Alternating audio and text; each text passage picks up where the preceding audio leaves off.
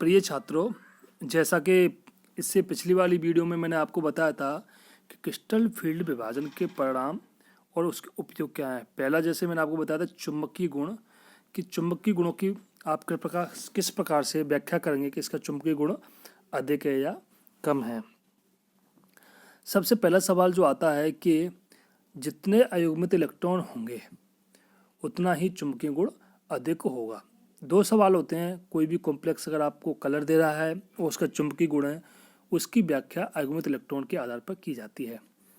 अयुग्मित electron कितने हैं कितने नहीं है, ये दो बातों पर निर्भर करता है। जैसे मैंने आपको पिछली वीडियो में बताया था, ये समझने वाली बात है, इम्पोर्टेंट टॉपिक है। अगर ये आपकी समझ में नहीं आया तो आप जो सवाल है इसके, वो सवाल आप अच्छी तरीके से नहीं कर पाएंगे। पहला है, इसमें बात है delta greater than pi.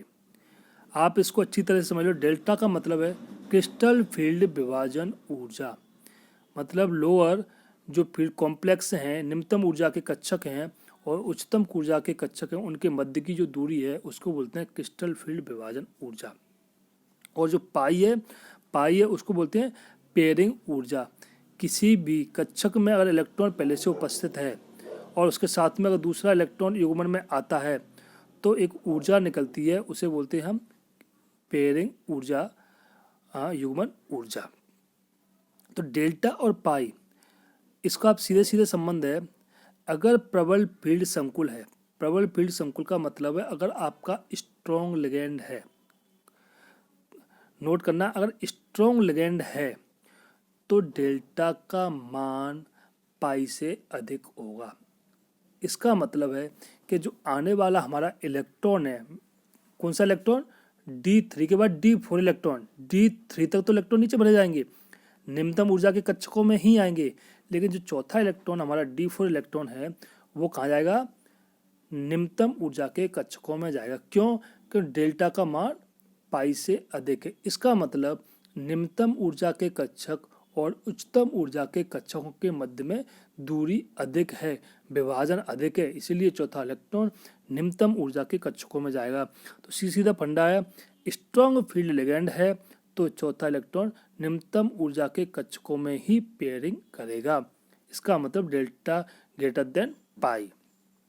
Second point इसमें डेल्टा लेस देन पाई, इसका मतलब है वीक फील्ड लिगेंड। इसका मतलब जो कॉम्प्लेक्स आपको दिया है उसमें जो लिगेंड है वो कैसा लिगेंड है, दुर्बल लिगेंड है, वीक लिगेंड है, और उसमें जो पाई का मान है वो डेल्टा से अधिक है। इसीलिए जो इलेक्ट्रॉन है वो इलेक्ट्रॉन कहाँ जाएगा, जब निम्नतम ऊर्जा के कक्षक और उच्चतम ऊर्जा के कक्षकों का मतलब है डेल्टा कम है तो उनके बीच की दूरी कम है, तो जो चौथा इलेक्ट्रॉन है वो कहाँ जाएगा, वो इलेक्ट्रॉन उच्चतम ऊर्जा के कक्षकों में प्रवेश करेगा। मतलब T2G में 3 इलेक्ट्रॉन और जो चौथा इलेक्ट्रॉन है वो EG कक्षकों में प्रवेश करेगा। तो सीधी सीधी बात है, स्ट्रॉन्ग फील्ड लिगेंड है उसमें डेल्टा ग्रेटर देन पाई, और वीक फील्ड लिगेंड है तो डेल्टा लेस देन पाई। ये हमें विशेष रूप से ध्यान रखना है। इसी के आधार पर अष्टफलकीय संकुल में चुंबकीय गुण और चतुष्फलकीय संकुलों में चुंबकीय गुण है उनकी व्याख्या की जाएगी। अष्टफलकीय संकुलों में वही मैंने बताया था आपको, इसमें दे रखा है D4 विन्यास। कोई कॉम्प्लेक्स हमें दिया, सबसे पहले हमें देखना है कि धातु पे उसकी ऑक्सीकरण अवस्था क्या है। ऑक्सीकरण अवस्था के बाद में हमें उसका इलेक्ट्रॉनिक विन्यास लिखना है। इलेक्ट्रॉनिक विन्यास उसका है D3, D4, D5, D6, जो भी इलेक्ट्रॉनिक विन्यास आया उसके अनुसार हमें ये देखना है कि वो अष्टफलकीय है या चतुष्फलकीय संकुल है। ये पहचानने के लिए अष्टफलकीय संकुल है तो उसमें 6 लिगेंड हैं और चतुष्फलकीय संकुल है तो उसमें 4 लिगेंड होते हैं। जैसे ML6 इस तरह का कॉम्प्लेक्स आया जिसमें 6 लिगेंड है, वो अष्टफलकीय संकुल है, और ML4 वो चतुष्फलकीय संकुल है। M का मतलब धातु है और L का मतलब लिगेंड है, तो ये हमें पहचानना है। उसके बाद हमें उसमें इलेक्ट्रॉन देखने हैं। ऑक्सीकरण अवस्था के बाद में उसका इलेक्ट्रॉनिक विन्यास लिखना है धातु पे। मान लो उसका इलेक्ट्रॉन विन्यास D4 विन्यास आया, इसमें दे रखा है एग्जाम्पल में, और वो D4 विन्यास है। उसके बाद हमें देखना है कि उस धातु के साथ में जो लिगेंड जुड़ा हुआ है वो लिगेंड स्ट्रॉन्ग लिगेंड है या वीक लिगेंड है। प्रबल लिगेंड है तो उसके हिसाब से इलेक्ट्रॉन बढ़ने हैं, और दुर्बल लिगेंड है तो उसके हिसाब से इलेक्ट्रॉन बढ़ने हैं। जैसा कि इसमें D4 विन्यास में 2 तरह से इलेक्ट्रॉन T2G EG कक्षक में बताए गए हैं। दुर्बल फील्ड है, दुर्बल फील्ड का मतलब क्या था, डेल्टा लेस देन पाई, तो इलेक्ट्रॉन कहाँ जाएगा, उच्चतम ऊर्जा के कक्षकों में जाएगा। लेकिन इस प्रबल फील्ड में क्या था, डेल्टा ग्रेटर देन पाई। आप तो इसको सीधे सीधे इसमें लो, डेल्टा ग्रेटर देन पाई का मतलब है T2G और EG के बीच का जो क्रिस्टल फील्ड विभाजन है वो अधिक है, इसीलिए इलेक्ट्रॉन उच्चतम ऊर्जा के कक्षकों में प्रवेश नहीं कर पाता और निम्नतम ऊर्जा के कक्षकों में ही उसका क्या हुआ, युग्मन या पेयरिंग करता है। तो D5 सेम, इसमें D5 दे रखा है, 3 इलेक्ट्रॉन नीचे, दुर्बल फील्ड में 3 इलेक्ट्रॉन नीचे और 2 इलेक्ट्रॉन आपके ऊपर भरे गए। प्रबल फील्ड में पांचों के पांचों इलेक्ट्रॉन नीचे के निम्नतम ऊर्जा के कक्षकों में भरे जाते हैं। उक्त D4 D5 विन्यास से स्पष्ट है कि दुर्बल फील्ड संकुल अनुचुंबकीय गुण अधिक व प्रबल फील्ड संकुल में अयुग्मित इलेक्ट्रॉन की संख्या कम होने पर अनुचुंबकीय गुण कम होता है। ये आपको देखना है। अब इसके आधार पर आप चुंबकीय गुण की व्याख्या करोगे। मान लो आपको इस तरह का कोई कॉम्प्लेक्स दिया जिसका इलेक्ट्रॉनिक विन्यास D5 आया, लेकिन उसमें एक कॉम्प्लेक्स में है आपका वीक लिगेंड है और एक कॉम्प्लेक्स में आपका क्या है, स्ट्रॉन्ग लिगेंड है। तो जब आप इस तरह भरोगे उसमें पूछेगा कि इसका चुंबकीय गुण अधिक है, इसका कम क्यों है। तो इस आधार पर आपको देखना है D5 का जो दुर्बल फील्ड संकुल है उसमें देखो आप 5 इलेक्ट्रॉन आपको दिखाई दे रहे हैं। 5 कौन से इलेक्ट्रॉन, अयुग्मित इलेक्ट्रॉन। और जो प्रबल फील्ड है उसमें अयुग्मित इलेक्ट्रॉन की संख्या कितनी दिखाई दे रही है आपको, 1 इलेक्ट्रॉन की दिखाई दे रही है। इसका मतलब दुर्बल फील्ड में अयुग्मित इलेक्ट्रॉन की संख्या अधिक होने से इसका जो चुंबकीय गुण है वो अधिक होगा। अतः उपयुक्त विवेचना से स्पष्ट है कि D0 D10 व प्रबल फील्ड D6 संकुल प्रतिचुंबकीय होते हैं। ये लाइन आपको ध्यान रखना है, D0 जिसमें कोई इलेक्ट्रॉनिक है ही नहीं वो तो प्रतिचुंबकीय हो ही होगा। D10 का मतलब जिसमें एक भी अयुग्मित इलेक्ट्रॉन नहीं है, पूरे के पूरे पांचों कक्षक 10 इलेक्ट्रॉन से भरे हुए हैं। और वाह, प्रबल फील्ड D6, प्रबल फील्ड का मतलब है 6 के 6 इलेक्ट्रॉन आपके निम्नतम ऊर्जा के कक्षकों में भरे जाएंगे। अयुग्मित इलेक्ट्रॉन की संख्या कितनी होगी, 0 होगी। इसलिए वो क्या होंगे, वो कैसे होंगे, प्रतिचुंबकीय संकुल होंगे, क्योंकि इनमें अयुग्मित इलेक्ट्रॉन की संख्या क्रमशः 0 0 0 होती है ही नहीं, इनमें अयुग्मित इलेक्ट्रॉन नहीं है।